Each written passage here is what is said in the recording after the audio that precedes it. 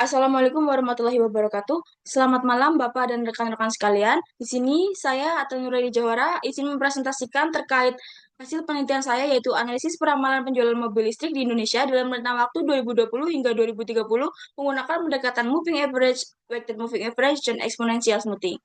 Jadi yang melatar belakang penelitian ini yaitu terkait isu perubahan iklim yang mendorong transisi global menuju kendaraan rendah emisi, di mana kendaraan ini yaitu mobil listrik yang menjadi alternatif ramah lingkungan untuk mengurangi emisi gas rumah kaca. Nah, Indonesia sendiri memiliki potensi besar, namun adopsi mobil listrik di Indonesia baru 1,35% dari pasar otomotif. Untuk itu, penelitian ini bertujuan untuk meramalkan tren penjualan mobil listrik di masa mendatang, sehingga diharapkan dapat membantu pemerintah dalam merencanakan kebijakan dan strategi industri untuk pengembangan mobil listrik di Indonesia.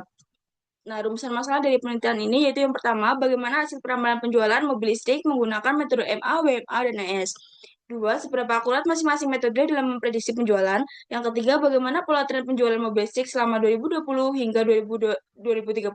Yang keempat, apa saja faktor yang mempengaruhi naik turunnya penjualan mobil listrik. Nah, studi yang digunakan itu yang pertama studi Iwan tahun 2018 membandingkan tiga metode MA, ES, dan trend analisis dan mencatat bahwa ES menghasilkan error terendah yaitu MAPE 44,57% untuk permintaan mobil Mitsubishi Expander. Studi yang kedua yaitu Ardianti dan kawan-kawan tahun 2023 mencatat lonjakan penjualan sebesar 383,62% dari 2021 ke 2022 dengan penekanan pada peran kebijakan pemerintah.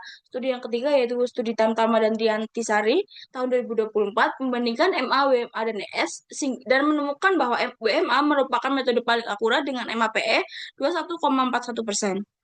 Instrumen yang digunakan yaitu yang pertama ada komputer atau laptop digunakan untuk memproses data, menjalankan analisis statistik, dan menerapkan metode peramalan. Kedua yaitu Microsoft Excel untuk mengolah dan menganalisis data serta memvisualisasikan hasil peramalan. Ketiga, kalkulator saintifik digunakan untuk perhitungan manual dalam mendukung keakuratan hasil dari software analisis. Ketiga, dokumentasi dan catatan digunakan untuk mencatat proses dan hasil analisis serta menyimpan hasil perhitungan. Metode peramalan yang digunakan yaitu ada MA untuk menghitung rata-rata penjualan dari beberapa periode terakhir, WMA memperhitungkan bobot yang diberikan pada data terbaru, dan ES memberikan bobot lebih besar pada data terbaru dengan teknik pemulihan eksponensial. Kemudian metode pengujian digunakan yaitu MAPE mengukur seberapa besar persentase kesalahan rata-rata antara nilai aktual dan hasil peramalan. MAD rata-rata dari hasil absolut selisih antara nilai aktual dan nilai hasil peramalan. MSE ukuran rata-rata dari kuadrat selisih antara nilai aktual dan nilai hasil peramalan. Prosedur penelitiannya yaitu yang pertama identifikasi masalah, kedua studi literatur, tiga pengumpulan data, empat pengolahan dan analisis data, lima evaluasi keakuratan, enam interpretasi data, tujuh penyusunan laporan dan rekomendasi, delapan finalisasi dan publikasi.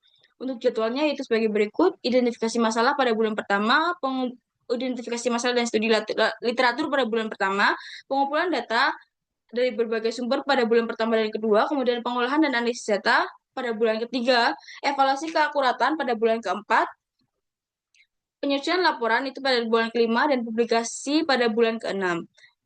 Berikut referensi yang saya gunakan. Terima kasih. Wassalamualaikum warahmatullahi wabarakatuh.